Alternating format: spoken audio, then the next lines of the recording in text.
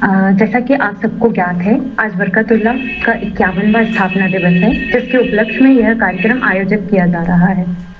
उद्धव, जैसा कि नाम से ही स्पष्ट है, यह एक नवीन कार्यक्रम है जिसका जन्म वर्चुअल माध्यम से राष्ट्रीय मुक्त इकाई बरकतुल्लाह विश्वविद्यालय भोपाल द्वारा हुआ है।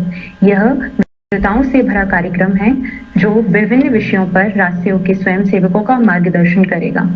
यह कार्यक्रम राष्ट्रीय स्तर की रूपरेखा का कार्यक्रम है जिसमें अलग अलग स्वरूपों के साथ अनेक कार्यक्रम करने की योजना है, जिसके माध्यम से हमारे आज के कार्यक्रम का आयोजन भी किया जा रहा है, जिसका विषय है आजादी का अमृत महोत्सव, राष्ट्र के पुनर्निर्माण के में युवाओं की भागीदारी एवं राजसेवा का महत्व।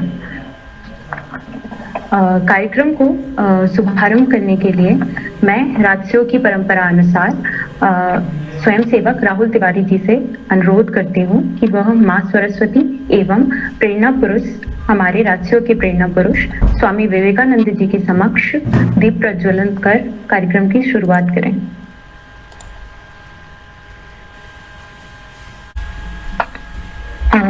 कार्यक्रम की रूपरेखा को आगे बढ़ाते हुए मैं ऐसे व्यक्तित्व को आमंत्रित करती हूँ जिन्होंने हमेशा स्वयं सेवकों को रोशनी प्रदान की है। उनके लिए मुझे एक शेर भी याद आता है, मुझे जहाँ भी रहेगा रोशनी लुटाएगा, चिराग का अपना कोई मकान नहीं होता।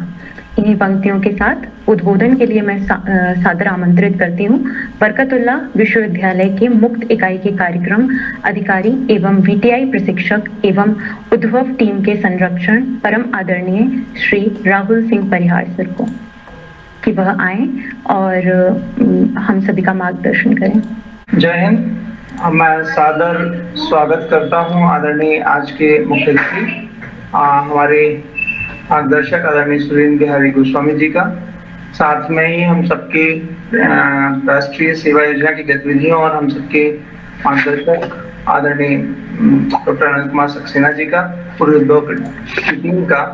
और मुख्यतः आज का विषय बहुत महत्वपूर्ण इसलिए है, समय भी महत्वपूर्ण इसलिए है क्योंकि हम शैक्षणिक सत्र की तरफ तो बढ़ ही रहे हैं, लेकिन जैसा कि आप सब जानते हैं कि भारत सरकार ने यह वर्ष आजादी के 75 वर्ष की तरफ जब हम बढ़ रहे हैं, वर्षगांठ की तरफ बढ़ रहे हैं, तो हम आजादी के अमृत महोत्सव के रूप में घोषित किया है और युवाओं को किस तरह से देश के एकीकरण, राष्ट्रीयकरण की तरफ बढ़ना चाहिए और अपनी सांस्कृतिक और जो संस्कृतियां हैं उनको मजबूत करते हुए युवाओं की भूमिका क्या हो सकती है, आजादी में किस तरह से आजादी हमको मिली, उसकी कठिनाई को हम सब जानते हैं, लेकिन उन सब से आगे बढ़कर नए भारत के निर्माण में युवाओं की भूमिका और हमारी संस्कृतियों से जुड़ने के लिए एक ऐसे उद्बोधक से आज हम मिल रहे हैं जो कि जब हम उनके मुंह से संस्कृति को सुनेंगे, महाभारत को सुनेंगे, रामायण को सुनेंगे, तो एक अलग ही रूप होता है। तो इन सब तरीकों को किस तरह से हम अपनी बातों को समझें, किस तरह से हम समाज के बीच में एक नया वातावरण का निर्माण करें, तो आज हमारे मुख्य वक्ता सुरेंद्र बिहारी गोस्वामी जी हमारे साथ हैं।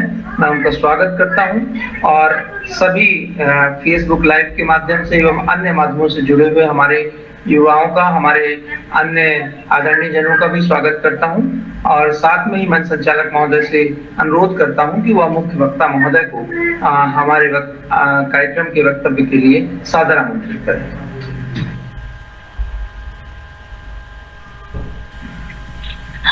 धन्यवाद सर। में हमारे बीच उपस्थित हैं बहुत ही सहज एवं सरल व्यक्तित्व के धनी, जिनके कंधों पर पूरे बरकतुल्लाह विश्वविद्यालय के राजसेवा का भार है, जिनके मार्गदर्शन में स्वयं सेवकों ने सफलता हासिल की है।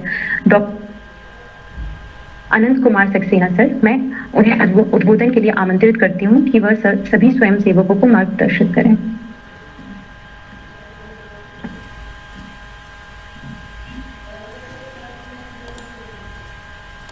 बरकतुल्लाह विश्वविद्यालय के स्थापना दिवस पर आयोजित मुक्त इकाई बरकतुल्लाह विश्वविद्यालय के सभी सीनियर वॉलंटियर द्वारा यह जो कार्यक्रम जिसमें के विषय रखा गया है राष्ट्र के पुनर्निर्माण में युवाओं की भागीदारी और राष्ट्रीय सेवा योजना का महत्व। इस कार्यक्रम में मुख्य वक्ता के रूप में हमारे परम श्रद्धेय आदरणीय डॉक्टर सुरेंद्र बिहारी गोस्वामी जी, आप का व्यक्तित्व हमारे युवाओं को निश्चित ही एक प्रेरणा देगा। राष्ट्रीय सेवा योजना के कार्यक्रम अधिकारी और युवाओं को हमेशा मार्गदर्शन दे रहे राहुल सिंह परिहार जी, मुक्ति इकाई की वो पूरी टीम जो लगातार कुछ न कुछ नवाचार करने में लगी रहती है, और उस टीम में मुख्य रूप से सभी लोग भूमिका निभा रहे हैं। उनका नाम यहाँ पर लेना जो है वो इतने सारे लोग हैं, चाहे वो दुर्गा हों, राहुल तिवारी हों, दीपेश हों, अक्षय हों, और जो भी हैं, और अभी संचालन कर रही हैं पल्लवी जी। आप सभी को इस स्थापना दिवस की शुभकामनाएं। और आज बताते हैं कि फ्रेंडशिप डे भी है, तो उसकी भी शुभकामनाएं। क्योंकि मित्रता सबसे बड़ी चीज होती है, और राष्ट्रीय सेवा योजना भी यही सिखाता है कि हम मित्रवत व्यवहार रखते हुए किस तरह से समाज के बीच में जाकर लोगों को जागरूक करें और राष्ट्र के निर्माण में भूमिका निभाएं। आज का विषय जो इतना बड़ा विषय है, जिस पर हमारे मुख्य वक्ता और परम श्रद्धेय आदरणीय गोस्वामी जी इस पर वक्तव्य देंगे। आप सबका स्वागत है। मैं केवल इतना कहना चाहूंगा कि राष्ट्रीय सेवा योजना का महत्व जो इसमें बताया है, तो राष्ट्रीय सेवा योजना का बहुत महत्व है, क्योंकि राष्ट्रीय सेवा योजना युवा में सकारात्मक सोच, लक्ष्य का निर्धारण और उस लक्ष्य को पाने के लिए जुनून पैदा करती है। उस लक्ष्य को पाने के लिए एक मौका प्रदान करती है, हमारे युवाओं को एक प्लेटफॉर्म प्रदान करती है कि वो सकारात्मक सोच के साथ अपने बनाए हुए लक्ष्य को पा सकें। और अगर देश का युवा कोई लक्ष्य बना ले और उस लक्ष्य पर सकारात्मक सोच के साथ चल ले, तो निश्चित ही राष्ट्र के निर्माण में हमारी भूमिका बेहतर होती है। तो राष्ट्रीय सेवा योजना इसके साथ स्वयं तो युवाओं के व्यक्तित्व को विकसित करती है, युवाओं को प्लेटफॉर्म प्रदान करती है, साथ ही समाज सेवा के माध्यम से, चाहे वो बोधग्राम हो, जो कि बस्ती हो या अन्य जगह हो, उनमें भी जो भूमिका हमारे युवा निभाते हैं और उसके माध्यम से वो जो सीखते हैं, वो निश्चित ही देश की सेवा के लिए सर्वोपरि होती है। और हमें जो युवा मिलता है वो एक ऐसा युवा मिलता है जो निश्चित ही 11th और 12th से प्रवेश करता है और आगे अपनी उच्च शिक्षा में प्रवेश करता है। तो ऐसे युवा को जब हम सही प्लेटफॉर्म देते हैं और उनको देश प्रेम की भावना जगाते हैं, उनको रक्तदान, नशा मुक्तिकरण, पाउच पन्नी पॉलीथीन के खिलाफ अभियान, एड्स जन जागरूकता, मतदाता जागरूकता और बहुत सारी जागरूकता, इन सबके प्रति जब उनको आगे बढ़ाते हैं, तो निश्चित ही वो देश के एक ऐसे नागरिक बनते हैं जो राष्ट्र के निर्माण में महती भूमिका निभाते हैं। आप सबका स्वागत है, वंदन है, अभिनंदन है। आदरणीय गोस्वामी जी का स्वागत, वंदन, अभिनंदन। इसी तरह से हमारे युवा राष्ट्र के प्रति समर्पित रहें, और युवा की सोच जो राष्ट्र के प्रति समर्पित होती है, तो वो राष्ट्र निश्चित ही प्रगति को अग्रसर होता है। आप सबको जय हिंद, जय भारत।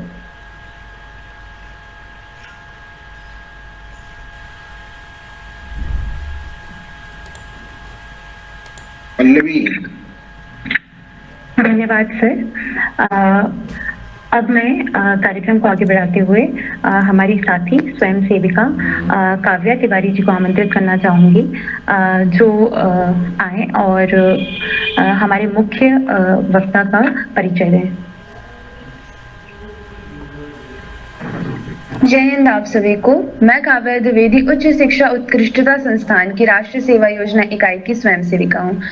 जैसा कि आप सभी को विदित है कि आज हम सभी के बीच आदरणीय डॉक्टर सुरेंद्र बिहारी गोस्वामी जी उपस्थित हैं, जो कि मध्य प्रदेश हिंदी ग्रंथ अकादमी के माननीय पूर्व निदेशक रह चुके हैं। आदरणीय सर के नेतृत्व में व्यक्तित्व विकास प्रकोष्ठ के माध्यम से लाखों विद्यार्थियों को भारतीयता और भारतीय परंपरा से जोड़ने की पहल प्रारंभ हुई। उन्होंने देश और विदेश में अनेक विषयों में व्याख्यान भी दिए हैं। विश्व हिंदी सम्मेलन में भारत की ओर से सहभागिता भी की है। उच्च शिक्षा विभाग में प्राध्यापक होने के साथ साथ आप श्रीमद् भागवत गीता के प्रसिद्ध कथावाचक भी हैं। भगवान श्री कृष्ण की लीलाओं का अद्भुत वर्णन ओजस्वी वाणी से आप कराते हैं।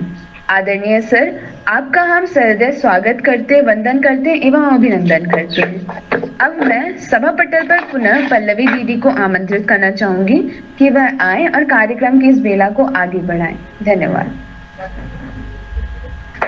तो इसी के साथ अब मैं आमंत्रित करना चाहती हूँ डॉक्टर सुरेंद्र बिहारी गोस्वामी जी को, प्राध्यापक नूतन कॉलेज।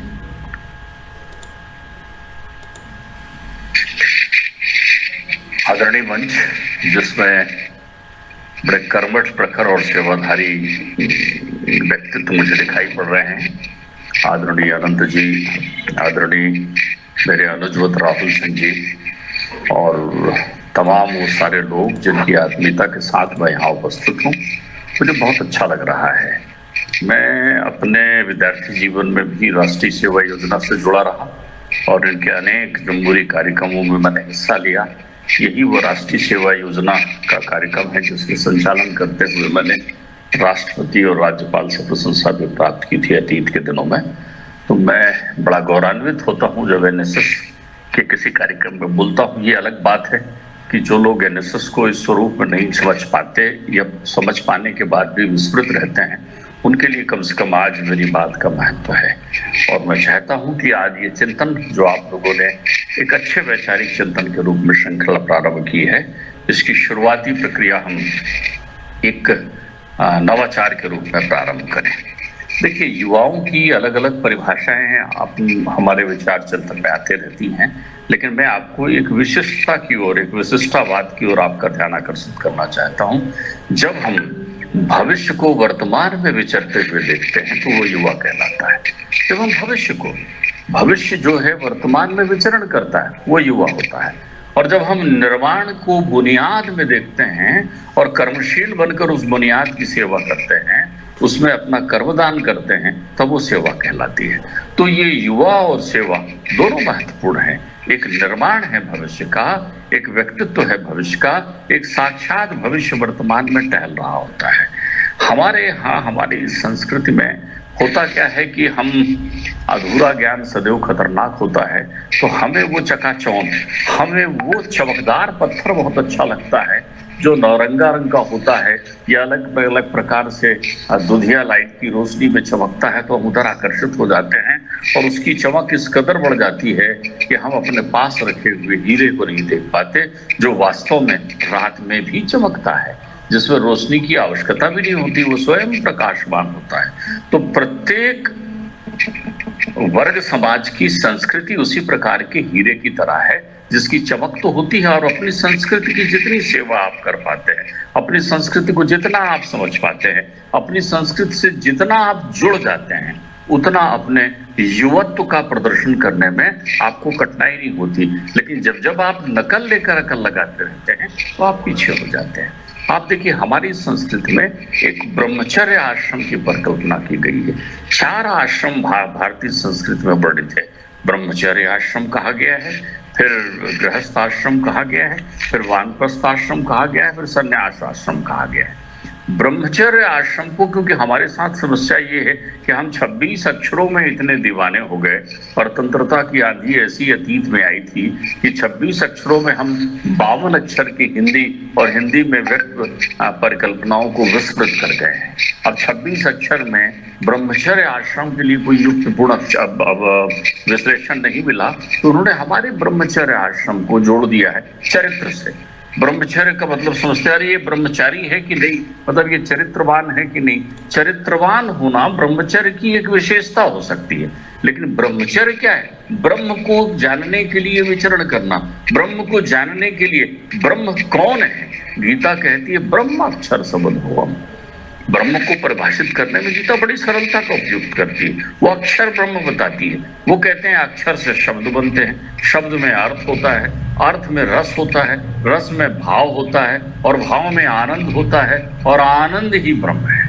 ये बात गीता हमसे कहती है। लेकिन हम उस आनंदानुभूति के इस ब्रह्म को भूल करके हम केवल चरित्र के पहलू को देखकर रखते हैं कि कौन ब्रह्मचारी है, मतलब कौन चरित्रवान है।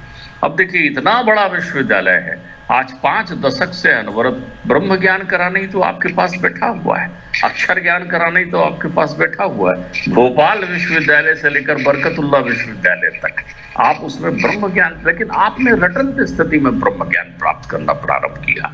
देखिए, वो ज्ञान जिसको पढ़ने में आपको आनंद की अनुभूति हो, जिसमें रटना ना पड़े, जिसमें आपकी खाता पूर्ति की प्रक्रिया पूरी ना हो कि चलो हमने 5 प्रश्न बना लिए अब हम पास हो जाएंगे। यहाँ पर आपका ब्रह्मचर्य पूरा नहीं हुआ, आप उस विषय सागर में आपने गोता ही नहीं लगाया।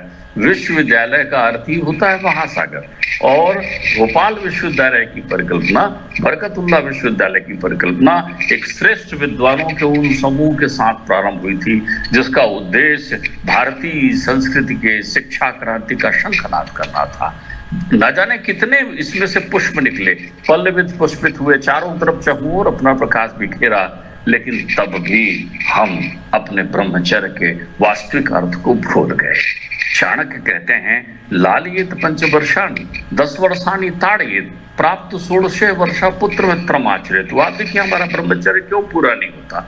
वो कहते हैं जब 16 वर्ष का पुत्र हो जाए तो उसे मित्र बना लेना चाहिए। अब अभिभावकों के पास समय नहीं रहा मित्र बनाने का, आज मित्रता दिवस है ना, ध्यान रखिए, मित्र बनाने का समय नहीं रहा और हमें उनसे अपेक्षा ही नहीं रही कि वो हमारे मित्र बन जाएं। तो जब आपके परिवार के बच्चे, आपके परिवार के युवा, आपके परिवार के किशोर आपके मित्र नहीं होंगे तो फिर ध्यान रखिए उनका ध्यान जहीं कुपंत पग धरे खगेसा मिटे न जीवन केर कलेसा। फिर उन्हें मिलेंगे दोस्त, फिर उन्हें मिलेंगे फ्रेंड। तो ऐसे कौन से दोस्त हैं, फ्रेंड है? उन्होंने कहा दोस्ती की कसम एक सिगरेट पी जा। कमाल, दोस्ती के नाम से वो तुम्हें मद्यपान करा रहा है, दोस्ती के नाम से वो तुम्हें पदभ्रष्ट कर रहा है। जो दोनों को अस्त कर रहा है वो दोस्त बन गया है। फिर फ्रेंड बन गया है, वो मुंह में आपको कपड़ा लगाकर तालाब के किनारे टहला रहा है, वो आपको इधर से उधर लहरिया लेते हुए दुर्लभम मानसम देही देही नाम चक्षण वंगुरा, इतना सुंदर दुर्लभ मनुष्य तन तुम्हें मिला और उसमें भी पन अभी युवा का है। ध्यान रखिए, युवापन है, पन अवस्था नहीं है, युवापन है, जिसमें भी ये पन है। पन क्या होता है? जहां सृजनशीलता है, जहां कर्मठता है, जहां भविष्य निर्माण की क्षमता है, जहां राष्ट्र के प्रति प्रेम है, जहां अहंकार नहीं है, जहां विनम्रता है। राष्ट्रीय सेवा योजना का सबसे मूल मंत्र सेवा में क्या होता है? उन्होंने कहा, बुलाया हमारे परिहार साहब जैसे लोगों ने बुलाया, उन्होंने कहा चलो यहाँ से आज यहाँ झाड़ू लगाना है, आज यहाँ से कचरा साफ करना है, आज यहाँ से गंदगी उठाना है, आज यहाँ पर जन जागरण करना है, आज घर घर संपर्क करना है। तो जितने आप झुके, जितने आप चले, जितने आप बढ़े, उतने आप युवा हो गए। ये पन है युवाओं का। लेकिन जितने आप अकड़े, जितना आपने सोचा अरे वाह इतनी देर में तो मैं मोटरसाइकिल में 2 लहरिया लेकर आ जाता, आप युवा थोड़ी हैं, केवल उस अवस्था को ओढ़े हुए चल रहे हैं। तो वो फ्रेंड बने आपके। तो जो फ्रॉड कर रहा है वो फ्रेंड है, लेकिन जो मन के तीनों तापों का हरण कर रहे हैं, आदि भौतिक, आदि देविक और आध्यात्मिक तीनों ताप का जो हरण करता है वो मित्र होता है। और ध्यान रखिए, मित्र में खटराग नहीं होता। मित्र कौन होता है? जो एक स्वभाव, एक प्रक्रिया, एक स्वरूप का होता है वो मित्र होता है। यहाँ मैं आपसे थोड़ा ऐसी बात भी कह रहा हूँ जिसको आप ना समझ पाने के कारण आपके अंतरचिंतन में थोड़ा विभेद उत्पन्न हो जाएगा, लेकिन मेरे बच्चे हैं राष्ट्रीय चिंतन के, इसलिए इन बच्चों को इन भाव को समझने की आवश्यकता पड़ेगी। वो समझने का प्रयत्न करें कि धन धन ही धन होता है, धन ऋण तो ऋण हो जाता है। ध्यान रखिएगा, एक स्वभाव, एक प्रकृति, एक स्वरूप, एक प्रक्रिया के लोग, एक मन के लोग मित्र होते हैं। 2 अलग अलग प्रक्रियाओं के लोग मित्र नहीं हो सकते। अब आप देखिए, आज किसी ने एक स्त्री और एक पुरुष में मित्रता हुई, उन्होंने कहा साहब हम लोग मित्र हैं। देख लीजिए, थोड़ी देर बाद पुरुष लंपट, कपटी, कुटिल विशेष सबने उस संत सभा नहीं देखी, वो ताजमहल बनाने की तैयारी कर देगा। आप एक स्त्री पुरुष को थोड़ी देर घूमने के लिए छोड़ दीजिए, नए बच्चों को, वो थोड़ी देर तो घूमेंगे, इधर उधर की बात करेंगे, फिर पुरुष अपनी स्वभावगत प्रक्रियाओं में आ जाएगा, स्त्री में एक असुरक्षा आ जाएगी, या स्त्री भी उस प्रभाव और प्रवाह में भटकने का प्रयास करने लग जाएगी। ये मित्रता नहीं, मित्रता चरम दृष्टि नहीं है, मित्रता दिव्य दृष्टि है। और जब आपकी दृष्टि में दिव्यता आती है तब आप सेवा में आ जाते हैं। आप ध्यान रखिए, सेवा एक उस संकल्प की तरह है, सेवा में उस सुचिता है, शहीद भी सेवाधारी होता है। हमारे अतीत के सेवकों को ध्यान करके देखिए, हमारे यहाँ प्रसिद्ध सेवक कौन है? हनुमान जी सेवकाई करते हैं। सेवा हमारी नवधा भक्ति का एक अंक है। हमारे यहाँ भरत सेवाधारी है, हमारे यहाँ लक्ष्मण सेवाधारी है, हमारे यहाँ भक्त सबरी सेवाधारी है। सेवकाई जो होती है वहां समर्पण होता है, वहां विनम्रता होती है, वहां कुछ करने की परिकल्पना होती है। अब राष्ट्र में महतारी देख रही है कि इतने सेवाधारी श्रवण कुमार मेरे पुत्र हैं और ये कर क्या रहे। प्रत्येक व्यक्ति की एक छोटी कल्पना हो गई है। एक युवक कल्पना भी छोटी कर रहा है कि पढ़ लिख लूं, नौकरी मिल जाएगी, तो अच्छा नौकरी मिल जाएगी, फिर लोन लेके एक कार ले लूंगा और अपने पसंद की एक लड़की से शादी कर लूंगा और बस फिर घर चलेगा, वो मैं, हमारी गाड़ी, कार, बंगला, घोड़ा और बस हो गया हमारा ये घर। इतना ही जीवन है। दुर्लभम मानुषम देहि देहि नाम क्षणभंगुरा, मिट जाएगा। कितना छोटा जीवन मिला। अपनी जीवन की कौन सी कहानी तुमने लिख दी? क्या समर्पण किया है तुमने राष्ट्र के लिए? यदि हर व्यक्ति पढ़कर केवल नौकरी की अभिलाषा रखे तो क्या भारत माँ ऐसी हो जाएगी कि हर आदमी को नौकरी देके तनख्वाह देते रहे? हमारे यहाँ नवनिर्माण की कोई प्रक्रियाओं में युवाओं की भूमिका नहीं है। तुम भविष्य हो, तुम कल हो। मैं जब किसी कल को देखता हूं तो झुका हुआ कल, टेढ़ा कल, दुबला कल, दुर्बल कल, विषयों से युक्त कल, ऐसा कल होता है क्या? इस कल पर आज के बुनियाद को हम टिका कर रखे हुए हैं। जागृत होने की जरूरत है। आज महतारी तुमको पुकार रही है, आज देश को तुमसे अपेक्षा है, आज राष्ट्र तुम्हारी भावनाओं के प्रति जो है समर्पित दृष्टिकोण रखकर देख रही कि कर क्या रहे हो। तुम्हें आजादी चाहिए, किससे? तुम्हें शोर, जितना शोर तुम मोहल्ले में खड़े होके करते हो और बड़े बड़े देश की नकल करते हो, वहां जाकर देखो, वहां हार्न बजाने में भी जुर्माना है। बहुत शौक है यदि तुम्हें इन चीजों का, तो पड़ोस के देश में जाके 2 दिन तो बिता के आ जाओ बेटे, तुम्हें समझ में आ जाएगा। लोकतंत्र का परम उत्कर्ष भारत में है और लोकतंत्र की पराकाष्ठा का आनंद भी भारत में है। तो आपको जागृत होकर इस सत्य को समझने की जरूरत पड़ेगी। मैं स्विट्जरलैंड गया, स्विट्जरलैंड में उतरते मुझे लगा कि अब मैं यहाँ अंग्रेजी में मुझे बात करना पड़ेगा और मैं बड़े अपने भाव से जाकर अंग्रेजी जमाते हुए दुकानदार से बात करने लगा। तो उसने मुझे उंगली से इशारा किया बोर्ड की तरफ, वहां लिखा हुआ था अंग्रेजी में बात ना करें। मैंने उसे टूटे फूटे हिंदी में कहा तो उसने मुझसे टूटी फूटी हिंदी में जवाब देना पसंद किया, लेकिन अंग्रेजी में जवाब देना पसंद नहीं किया। उस स्विट्जरलैंड में मैंने हिंदी में लिखे देखा, यहाँ समोसा मिलता है और आपसे कोई कहता है कि चलो बेटा एक नवाचार करें, चलो अरे पिताजी के पान की दुकान है, आपको पान की दुकान में बैठने में समस्या हो रही, आप व्यापार नहीं करना चाहते। पिताजी की चाय की दुकान है, उन्हीं चाय की दुकान से निकले हुए पैसों से आप लहरिया लेकर खर्च करना पसंद करते हैं, लेकिन पिताजी को चाय की दुकान में मदद करना पसंद नहीं करते हैं। बूंद बूंद से घड़ भरे टपकत रीतो होए, थोड़े थोड़े से प्रक्रियाएं बढ़ती है। ध्यान रखिए, पेट्रोल पंप में जाकर के पेट्रोल भरने का काम करते थे अंबानी और फिर बाद में उसी पेट्रोल का व्यवसाय करने लग गए अंबानी। एक दुकान में बैठकर परचून बनाकर, गुटखा बनाकर लोगों को देते थे, सौंफ सुपारी इत्यादि मिलाकर, और बाद में उसी गुटखे को एक उद्योग का रूप लेकर कानपुर दुकान पर आखिरी स्थापना करके बैठ गए लोग। उद्यम नहीं करोगे तो देश कैसे बढ़ेगा? तुम्हें जागृत होना पड़ेगा। युवाओं चर्म रूप यानी ये चर्म मोह में पड़े हुए और इस जवानी को, जवानी जोश है, जश्न है, प्यार की अमानत है, बुढ़ापा तोष है, प्रश्न है, नियति की रुकावट है। क्यों रुक रहे हो तुम? ये क्या जवानी की? तुम ये देख लो, तुम्हारे पिताजी के कितने मित्र आते हैं जो कहते हैं कि कॉलेज में लोग साथ में बैठ करके घुमा फिरा करते थे। कौन दिखता है? ये सब सहपाठी हैं, ये सहयात्री हैं जो अपने अपनी जगह चले जाएंगे। तुम्हारे जीवन का स्वर्णिम काल है युवापन। यहाँ तुम कैसे बन सकते हो? तुम्हारे स्वरूप के विकास करने का स्वर्णिम काल है। तुम देखो तुम्हारे कृत्य ऐसे हो गए हैं आज के युवाओं के, आप आंख मिलाने में तकलीफ है। किसी से बात करते समय आप आंख मिलाकर बात नहीं कर सकते। क्यों? अंतर मन में भीरुता भर गई, नकारात्मकता तुम्हारे अंतर चित्त में बढ़ गई है। इस समय तो आप देखिए अमृत उत्सव का वर्ष है। अमृत समझते हैं? अमृत का अर्थ जानते हैं? ये अमृत उदय कहाँ से हुआ है? सागर मंथन से अमृत की प्राप्ति हुई है ये कहते हैं, लेकिन श्रीमद् भागवत तो समाधि भाषा में लिखी हुई है ना। तो इस समाधि भाषा की गुणता को समझने का प्रयत्न कभी आपने किया कि कैसा मंथन करना है? प्रत्येक व्यक्ति को अपने जीवन में मंथन करके अमृत प्राप्त करना चाहिए। ध्यान रखिए, संसार एक सागर की तरह है, अनंत सागर की तरह है संसार। अच्छा, तो संसार सागर है तो फिर क्या हो गया इस संसार सागर में? इसमें गुण और अवगुण रूपी सुर और असुर रहते हैं। गुण भी है अवगुण भी है, दोनों तत्वों से मिलकर हमारा शरीर बना है। मनुष्य काम क्रोध लोभ मद मोह मत्सर इनसे मुक्त नहीं हो सकता कोई भी। कोई यदि कहे मैंने साहब नशा छोड़ दिया है 2 महीना हो गया, तो दिन गिन रहा है। नशा से मुक्ति दिन गिनने से नहीं होती। कठिन मार करतार की दिल से दे उतार, एक दिन संकल्प लिया, एक क्षण लिया। लोग आपसे प्रश्न करते हैं आज विवेकानंद क्यों नहीं आते, आज गांधी क्यों नहीं आते, आज गौतम क्यों नहीं आते, आज महावीर क्यों नहीं आते, आज घरों में जो है आजाद भगत सिंह क्यों नहीं दिखाई पड़ते, वैसी विचारधारा क्यों नहीं दिखाई पड़ती। युवा तो वो भी थे, युवापन तो उनमें भी था, लेकिन उनको कल का निर्माण करना था। वो कल के लिए समर्पित होकर सेवा का धर्म लेकर आए। मैंने आपसे अभी कहा कि शहीद भी सेवा है। शहीद जो होता है वो भी सेवाधारी होता है, महतारी के चरणों की सेवा करता है, राष्ट्र के लिए समर्पित होकर सुंदरतम स्वर्णिम कल बनाने के लिए प्रयत्न करता है। तुम नहीं रहोगे तो लोग कितने दिन तुमको याद करेंगे? तुम्हारे कौन से ऐसे कर्म हैं जिनको लोग याद करते रहेंगे?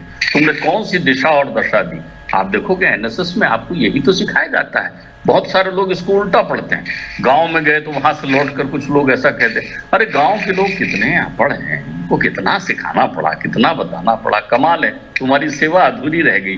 तुम में से ये आप ये बोलना चाहिए कि गांव जाकर मैंने क्या सीखा, गांव में कैसा देखा लोगों का जीवन। अरे वो पढ़े हुए नहीं कढ़े हुए लोग हैं, देखो उनके जीवन से सीख लेकर आओ। परे अपावन ठौर पर कंचन तजत न कोई, हमेशा मन रूपी लोटा खाली लेकर घूमो, जहां भी ज्ञान रूपी जल मिले भर कर रख लो। ऐसा होता है युवा। तो युवा का वो पन आप में विकसित करके आप अपने जीवन चिंतन को परिपूर्ण बना सकते हैं। तो आप ये ध्यान रखिए, आपके चिंतन में ये बात स्पष्ट होना चाहिए कि आप युवा के युवत्व की रक्षा कर पा रहे हैं कि नहीं पा रहे हैं। राष्ट्र के लिए समर्पित रहकर कौन सा आप सृजनशील काम कर रहे हैं, इन प्रक्रियाओं को आपके चिंतन में होना चाहिए। सेवा का कार्य श्रेष्ठतम कार्य है। आप इस समय जब अपने स्वर्णिम काल में चल रहे हैं, ध्यान रखिएगा यही वो काल है। आप सकारात्मक से नकारात्मक क्यों हो जाते हैं? मैं आपको अभी समुद्र मंथन बता रहा था कि संसार सागर की तरह है। यहाँ सुर और असुर दोनों जो हैं, देव और दानव हैं। सुर और असुर, गुण और अवगुण है। जो गुण है वो सुर में है, जो अवगुण है वो असुर में है। अच्छा बोले फिर यहाँ हम क्या करें? इस संसार सागर में मन की मथानी बनाइए। मन को, कौन सा मन? मन लोभी मन लालची मन चंचल मन चोर, मन के मथे न चालिए पलक पलक मन मोर। इस मन को मथानी की तरह उपयोग करिए और बुद्धि का वासुकी नाग बनाइए। इस मथानी में लपेटिए बुद्धि को। मन की मथानी बन गई, ये जो है पर्वत बन गया, मथानी बन गई और इसमें आपने लपेटा किसको? बुद्धि का वासुकी नाग बना दिया। धैर्य को जो है, धीरज को जो है वो कश्यप बनाइए।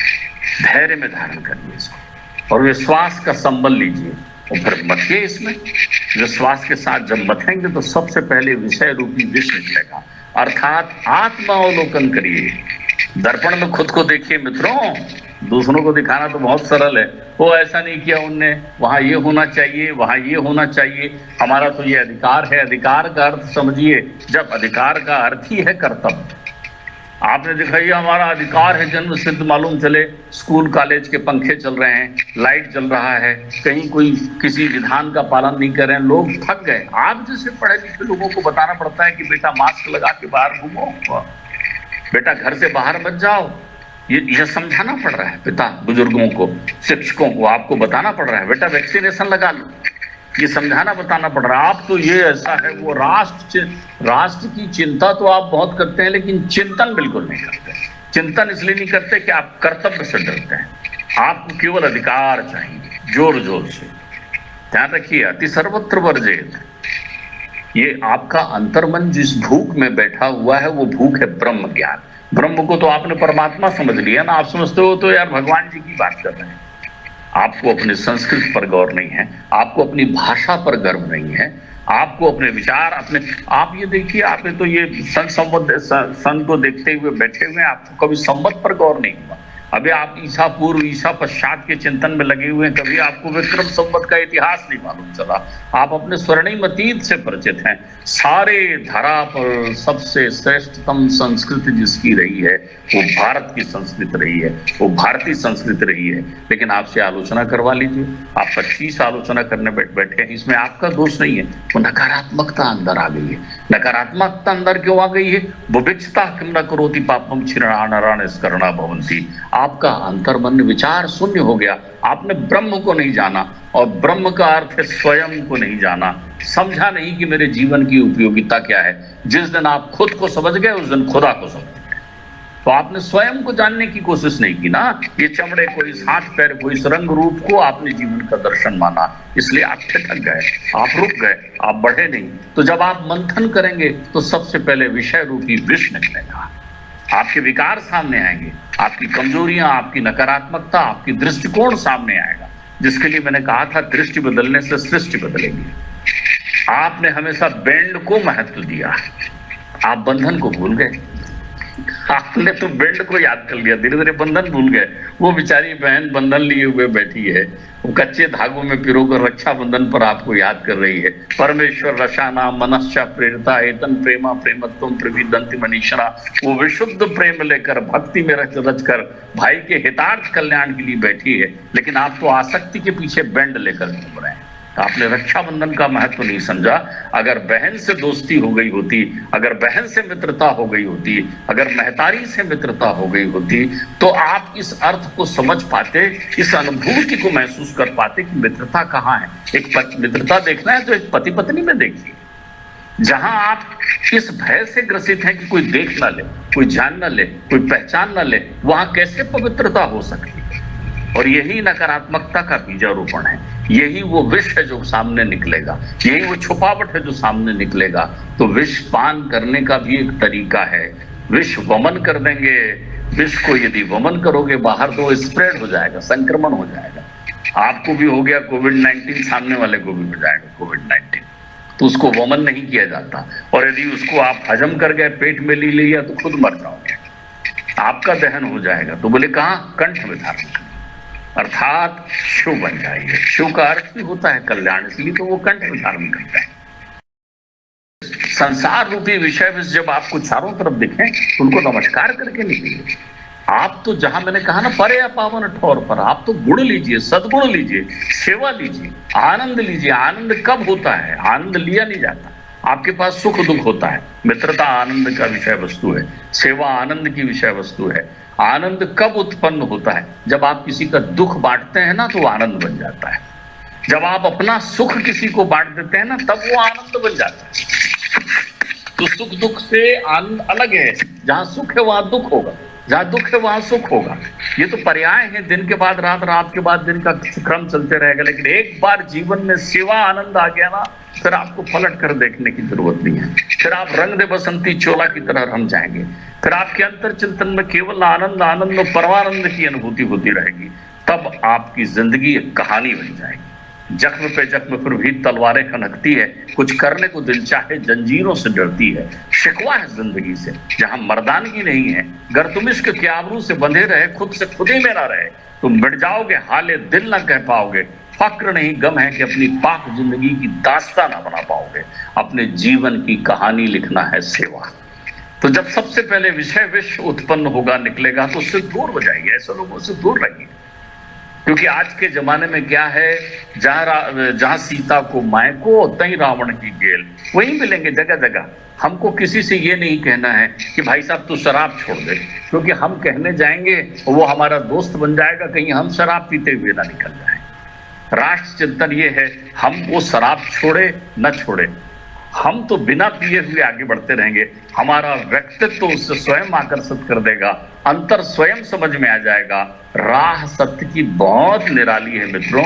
एक बार चलना तो शुरू करो, एक बार उस पर प्रेम करना तो शुरू करो। और जब इस प्रकार की सारी परिधियों से बंद निकलते जाएंगे तो अंत में अमृत निकलेगा। कौन सा अमृत निकलेगा? कथा अमृत निकलेगा, जीवन अमृत निकलेगा, सेवा अमृत निकलेगा, उपलब्धि अमृत निकलेगा, कर्म अमृत निकलेगा, धन्य अमृत निकलेगा। तब तेरा जीवन अनंत आनंद के साथ हो जाएगा।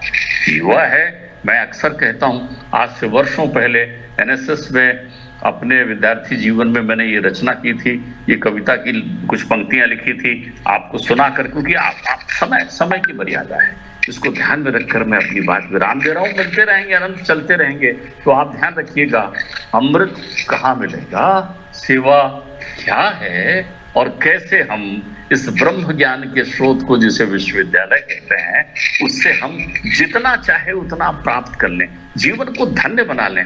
और पढ़ना की प्रक्रिया हो गई, 10वीं 12वीं तक पढ़ते हैं, या कढ़ने के लिए विश्वविद्यालय होता है, निखरने के लिए विश्वविद्यालय होता है। और राष्ट्र तुम कढ़े जैसे लोगों की इंतजार में है, प्रतीक्षा में है, क्योंकि राष्ट्र तुम्हारे सेवा से ही स्वर्णिम कल की संरचना करेगा। जो चले पवन की चाल, जवानी उसको कहते हैं। जो चले पवन की चाल, जवानी उसको कहते हैं। जो बुझते दीप जलाए, रवानी उसको कहते हैं। हर्षे तो फूल खिला दे, रूठे तो प्रलय मचा दे। जो पग पग बांधे आंधी, जवानी उसको कहते हैं। नमस्कार।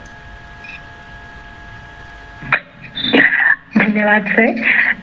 आज आपको सुनकर मैंने सीखा मित्र और ब्रह्मचर्य का वास्तविक अर्थ क्या होता है। आपकी एक बात से मुझे मोटिवेशन मिला, दृष्टि बदलने से सृष्टि बदलती है। हम अपने आप को बदलेंगे, हम हमारे देखने का नजरिया बदलेंगे तो हम सृष्टि बदल पाएंगे।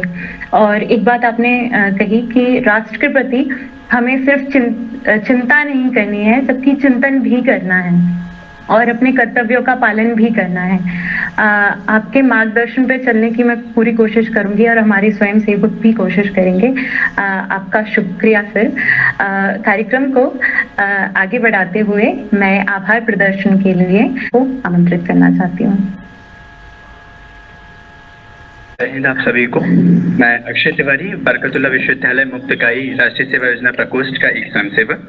सर्वप्रथम आभारी हूँ आदरणीय सुरेंद्र सर का, उन्होंने अपने व्यस्ततम समय में से हमें समय प्रदान कर इस कार्यक्रम की गरिमा को बढ़ाया, हम सभी को उपयुक्त मार्गदर्शन प्रदान किया जो आज के इस युवा पीढ़ी के लिए अत्यंत आवश्यक है। आदरणीय सर, आपके प्रति बरकतुल्लाह विश्वविद्यालय मुक्त इकाई की ओर से बहुत बहुत आभार। साथ ही मैं आभार व्यक्त करना चाहूंगा बरकतुल्लाह विश्वविद्यालय राष्ट्रीय सेवा योजना प्रकोष्ठ के कार्यक्रम समन्वयक आदरणीय डॉक्टर श्री अनंत कुमार सक्सेना सर का। आदरणीय सर के मार्गदर्शन में एवं उनके आशीर्वाद से हम सभी निरंतर सुचारू रूप से गतिविधियां संचालित कर पा रहे हैं। आदरणीय सर का बहुत बहुत आभार। साथ ही मैं आभारी हूँ आदरणीय श्री राहुल सिंह परिहार सर, हमारे मार्गदर्शक, हमारे संरक्षक एवं हम सभी के प्रेरणा स्रोत, जिनके मार्गदर्शन एवं संरक्षण में नित्य निरंतर हम नए आयाम गढ़ते जा रहे हैं। राष्ट्रीय सेवा योजना मुक्त इकाई नए आयाम को स्थापित करती जा रही है। आदरणीय सर का बहुत बहुत आभार एवं बहुत धन्यवाद। हमें नित्य निरंतर आपका मार्गदर्शन इसी तरह प्राप्त होता रहे, इसी अपेक्षा के साथ मैं सभी स्वयंसेवकों के लिए भी आभार व्यक्त करना चाहूंगा बरकतुल्लाह विश्वविद्यालय मुक्त इकाई की ओर से कि आप सभी ने अपना अमूल्य समय हम सभी को दिया, हम सभी को अपनी उपस्थिति दर्ज कराई, इस कार्यक्रम की सफलता में अपना योगदान दिया। आप सभी के प्रति बहुत बहुत आभार। साथ ही अंत में आभार व्यक्त करना चाहूंगा मैं हमारे सभी दर्शक, सभी स्वयंसेवक, सभी कार्यक्रम अधिकारीगण एवं सभी अधिकारीगणों का जो हमें वर्चुअल फेसबुक लाइव के माध्यम से देख रहे हैं। आप सभी के प्रति बहुत बहुत आभार। अंत में मैं इतना कहना चाहूंगा, निःशब्द हैं क्या कहें, आप सभी का हृदय से आभार है। आपका मार्गदर्शन ही हमारी प्रेरणा का आधार है। बहुत बहुत धन्यवाद। सादर जय हिंद।